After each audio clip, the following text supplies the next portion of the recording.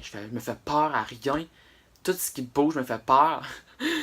Salut tout le monde, c'est Maxime Olivier. Aujourd'hui, ce qu'on va faire, on va parler d'un challenge vraiment populaire sur YouTube présentement, dans les vidéos et même sur WhatsApp, je vais dire plus particulièrement, car c'est vraiment sur cette application-là que ce challenge a débuté. Donc, dans le fond, je parle du Momo Challenge. Je sais pas si ça vous fait peur ou tout ça, mais je vais vous donner des raisons de plus avoir peur de ce challenge. Dans le fond, j'ai écouté plusieurs vidéos de personnes qui faisaient le Momo Challenge sur YouTube. Il y en a qui tentaient de démasquer Momo. C'est qui vraiment? Même que selon moi, il y a plusieurs Momos qui existent dans le monde. Dans le fond, il y a plusieurs personnes qui se font passer pour un certain Momo. Puis dans le fond, ils font peur surtout aux adolescents, aux jeunes, parce que je m'inclus à l'intérieur de cette gang-là. On est naïf.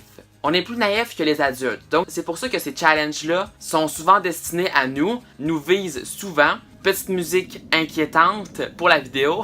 Donc, l'origine du certain Momo vient de la sculpture Mother Bird, donc la mère oiseau, qui a été construite par Midori Hayashi en 2017. Donc, on a commencé à voir ce visage-là sur Internet à partir de 2017 à cause que cette sculpture-là était prise en photo, comme un peu n'importe quelle sculpture, n'importe quelle œuvre d'art, tout ça.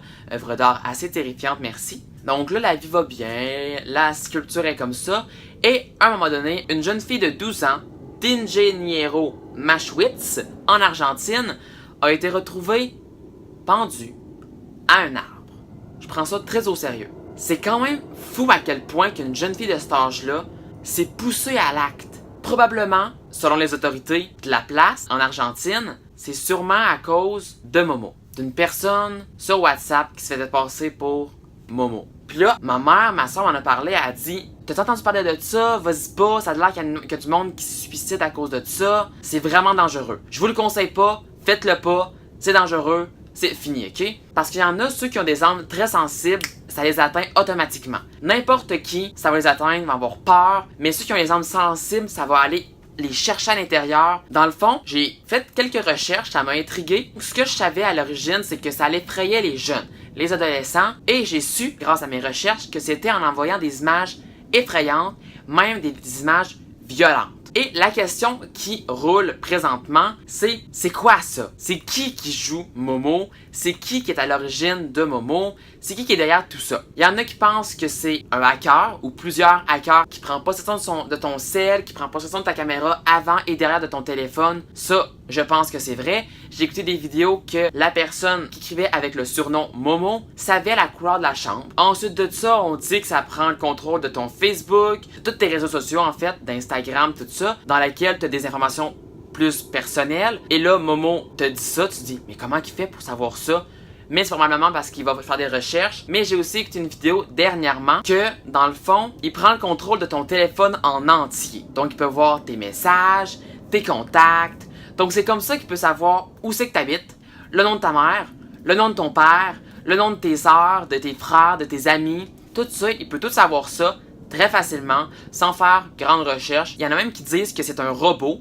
On peut mélanger le fait que c'est un robot avec celui que c'est un hacker. Ça a quand même de la logique, l'informatique, tout ça. Puis là, il y en a qui disent, au lieu que c'est un hacker, il y en a qui disent que c'est le démon. J'ai vu une vidéo que le numéro qu'utilisait Momo, c'était 666. Mais je me suis rendu compte avec une amie que c'est quand même assez simple. Tu prends une application, tu mets ce numéro-là pour que sur tel téléphone, ce numéro-là apparaisse. Juste pour faire peur encore plus, il y a une autre rumeur qui décrit que ce serait une petite fille décédée il y a pas très longtemps qui aurait pris possession de la sculpture Mother Bird, la mère oiseau, et qui se serait donné le nom de Momo et aurait été sur WhatsApp pour faire peur à plusieurs personnes.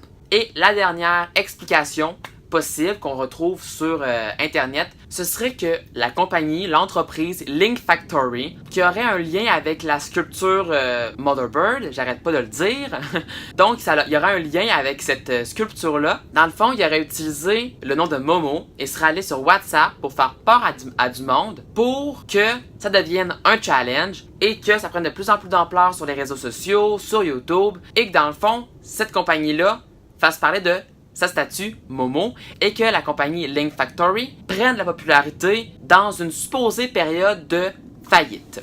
On ne sait pas c'est quoi. Moi personnellement, selon la dernière vidéo que j'ai écoutée, ce serait un hacker qui prend possession de ton cell. C'est ce qui me paraît le plus évident. Et dans une vidéo que j'ai écoutée, il cherche à démasquer Momo. Donc dans le fond, il prend les numéros sur WhatsApp et il y a un autre numéro qui est lié à une bâtisse abandonnée depuis quelques années, je crois.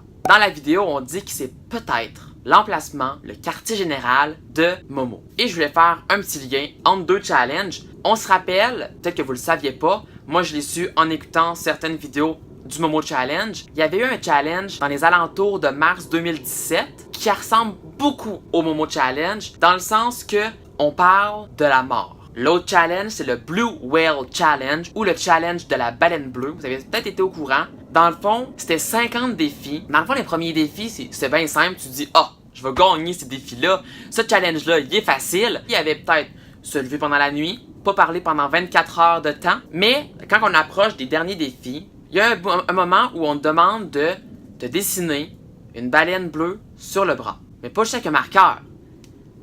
En t'auto-mutilant. C'est dégueulasse. Je comprends pas comment qu'une personne peut se pousser à ça, mais dans le fond, en y pensant, la personne qui est de l'autre côté du téléphone doit se dire « J'ai telle information sur toi, telle information, si c'est pas ce défi-là, je balance tout sur les réseaux sociaux. » Et le dernier défi qui a causé énormément de morts, à l'heure où l'article a été sorti, il y avait 100 adolescents qui s'étaient suicidés en se jetant d'un toit, car c'était le dernier défi. Donc, c'est vraiment ce qui fait le tour de la vidéo. J'espère que ça vous a pas trop fait peur. J'espère que ça vous a aidé à surmonter cette peur que vous aviez par rapport à Momo. Donc, c'est pas mal ça. En commentaire, vous pouvez me dire si vous aviez entendu parler du Momo Challenge, si vous avez aimé en savoir plus, que je vous aide à éclaircir les choses. N'hésitez pas à laisser un petit like sur la vidéo, à vous abonner à ma chaîne si c'est pas déjà fait. Donc, nous, on se dit à très bientôt. Bye tout le monde!